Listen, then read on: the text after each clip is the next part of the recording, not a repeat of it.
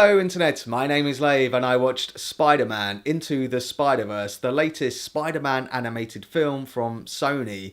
This one has got 3 directors attached to it. I did look them up. They've all got backgrounds in animations from primarily DreamWorks animation studios and other comedy films. I don't want to disrespect them by not mentioning them, but I do want to mention that this film has also got Phil Lord and Christopher Miller attached as producers. They were the guys behind the Lego Movie, and Phil Lord is also the guy behind the screenplay for this, which is tackling the origin story of Miles Morales in his silver screen debut, who is another everyday kid who gets bitten by a radioactive spider and becomes Spider-Man, who then meets up with other spider people from different realities when Wilson Fisk, aka Kingpin, creates a machine that merges dimensions, so they all have to team up to take him down. So this latest animation comes from Sony, who still own the rights to the Marvel Spider-Man characters, and I've been quite vocal about their treatment of the stories that they create with these characters. I don't think they always reach their true potential.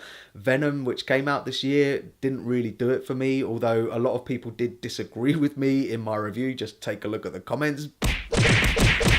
But what's really frustrating about it all is that I know that they can achieve a really cool Spider-Man story. If you take a look at the Spider-Man game that they released via Insomniac Studios, you can see that they can craft a self-contained Spider-Man story and make it really awesome, which also contains Miles Morales, by the way. And it left me thinking, if they can do it in this format, why can't they do it in their movies? And now they have, and I do think that Phil Lord and Chris Miller are a huge part of the reason why. This film gave me the same feelings that the Lego Movie did. It seems to have come out of nowhere. It was surprisingly funny. It's visually a feast for the eyes. It's extremely entertaining, but I think they managed to take it one step further than the Lego Movie by crafting a story with emotionally engaging characters. I was really invested in these characters, which all centres around Miles Morales, who is trying to figure out his place in the world before he's even got his Spider-Man powers. You've got his cop dad, who is a good guy and wants the best for him, who sends him to an elitist school where he doesn't quite fit in. But then you've got his uncle, who's not such a good guy, but encourages him to be himself. And then on top of that, his problems get even more confounded when other spider people turn up and he's got his spider powers and they think that he's not quite ready to be Spider-Man yet. So the film really handles the emotional side of the characters like incredibly well. It got me choked up in quite a few scenes. Now, I'm a child of the 80s, so Peter Parker is my Spider-Man. I'm not so familiar with Miles Morales, but both are done justice in this. It is an absolute joy to see the torch being passed from one to the other. With this version of Peter Parker being older and more weary, he's let himself go a bit because he's at the end of his career. Then you've got Miles, who's the noob, who hasn't quite got a handle on his powers yet. And they bounce off each other so well. There's so many lovely little moments when Peter kind of reluctantly has to help Miles by telling him little tips and tricks of the trade,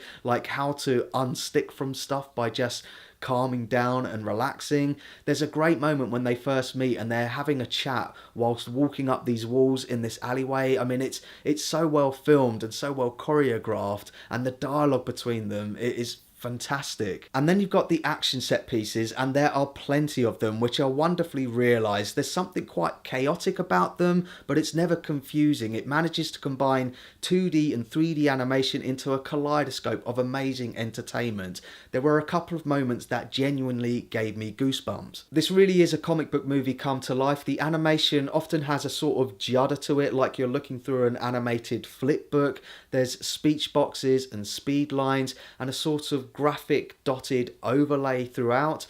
The only thing I will say about its style is that at times when things kind of move into the background or are in the foreground, when they would traditionally get blurred out or be out of focus, instead they sort of split the image into two. It's kind of like you're looking at a 3D movie without the 3D glasses. Now, I saw this in 2D and I sort of did adjust to it. I'm really keen to see this again, and I will be seeing this again in 3D just to see what it looks like. I bet it looks incredible in 3D. My only other worry going into this was Sony's tendency to overstuff their Spider-Man movies with too many characters, but they handle it really well in this, with each introduction to every new Spider-Person turned into a running gag, which is both funny and also tells you everything you need to know about those characters. So if you don't know anything about Spider-Man Noir or Peter Porker or Spider-Gwen like me, don't worry about it, the film's got you covered. Unfortunately, they don't do the same with the villains. There's quite a few of them in there, but they're really just stumbling blocks for them to get through to get to the end.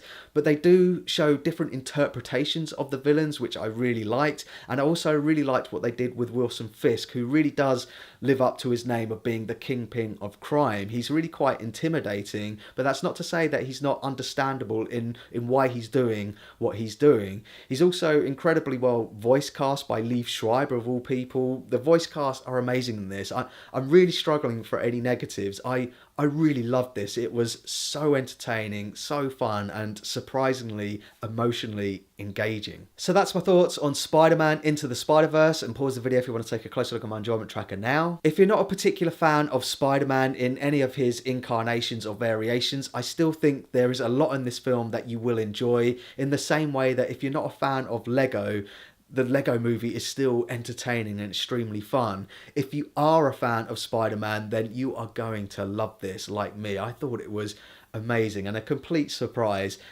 Easily going to be in my top 10 films of the year. So thanks very much for watching this review. I was in the process of doing a review for another animated film, Wreck-It Ralph, but then I saw this and I thought I'll just do the review for whatever one I prefer more. So here's my review for Spider-Man Into the Spider-Verse. If you've seen it, let me know what you thought down in the comments. And as always, thanks very much for watching this video. I really do appreciate it. If you can, give it a like and don't forget to share the Lave. I forgot to mention the Easter eggs. Of course, you get the Stan Lee cameo, which has even more meaning to it. It's like, oh, rest in peace, Stan Lee. Thanks to him and to Steve Ditko. Oh, what a film this was.